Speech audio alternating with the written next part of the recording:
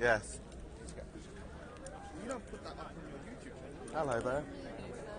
You did, the very first time you came, when Tommy came, yeah. I was at Comic-Con yesterday. You lot were doing your thing. What was that? Comic-Con. Oh, you said, yeah. Yeah, I couldn't get out of it, could I? I think we're cracking. I met Yeah, Darth Vader. go for it.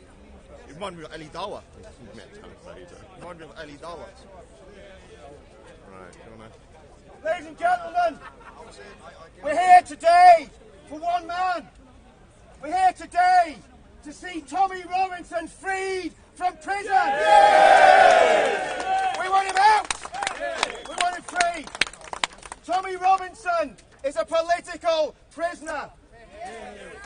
He may have been put in prison under legal technicalities, but we know the real reason they have locked him up is because he is the only man who is standing up. Yay! But not anymore. Not anymore. There's thousands of people in this country. They were at Downing Street yesterday. They're here at Speaker's Corner today. And we're all standing up for Tommy. Yay! And why is this happening? Why is Tommy being singled out and picked on?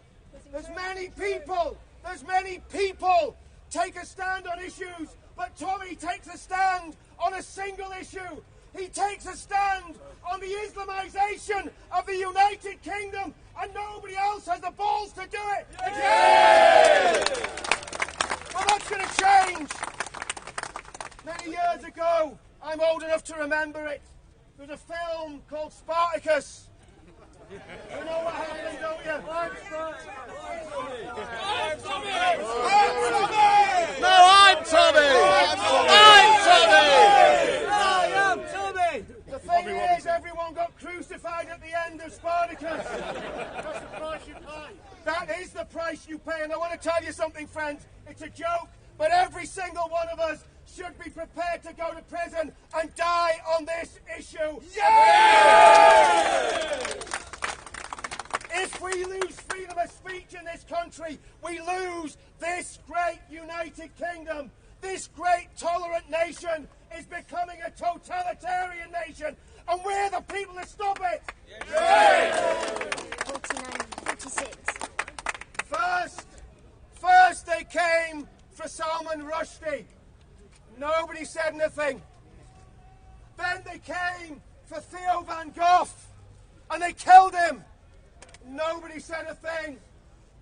Then they came for Charlie Hebdo, and they machine gunned them to death, and nobody said a thing about it. Now they're banning people from this country. Nobody's saying a thing.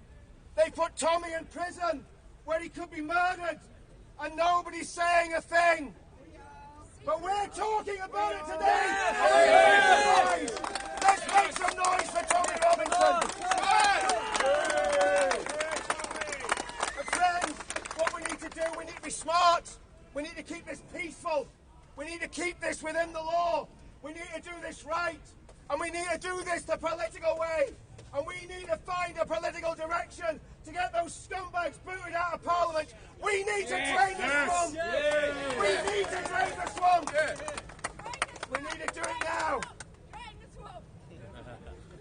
And what we also need to do, it's a great army of darkness has invaded our land. A great army of spiritual darkness that is trying to destroy this land and tear this land apart.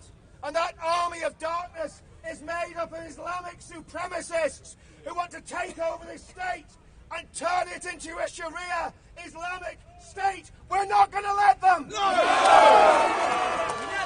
It's not going to happen. There will be no Sharia, and we want to see the Sharia courts closed down. We want to And why was Tommy grabbed? Why was he arrested and why was he locked up?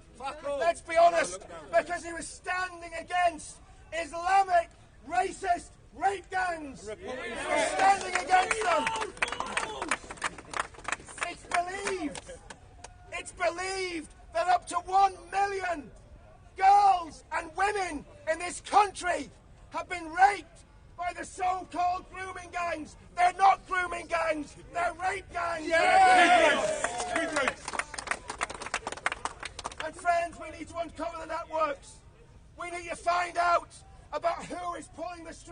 these Islamists.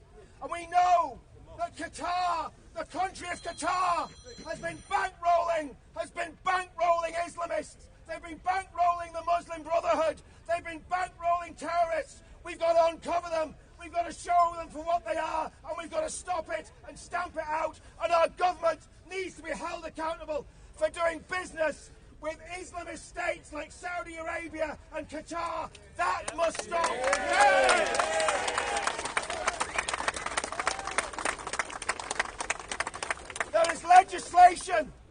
There's legislation getting passed in this country that will get you 6 years in prison for saying the things that I have just said. In 6 months' time, I take 6 years as well. I take 60 years. We've got to be ready to go to the wire on this one. Friends, we've got to start fighting back. We've got to start writing to our MPs. We've got to start finding out why the mainstream media runs and hides. Why does the mainstream media not cover the thousands of people that are taking to the streets about this? Cowards! Exactly, they're cowards. They're cowards. I want to tell you something. I'm going to get my friends up to speak now, but I want to tell you something. There's a groundswell in this country. We're on the crest of a wave, and we are going to win. Yeah!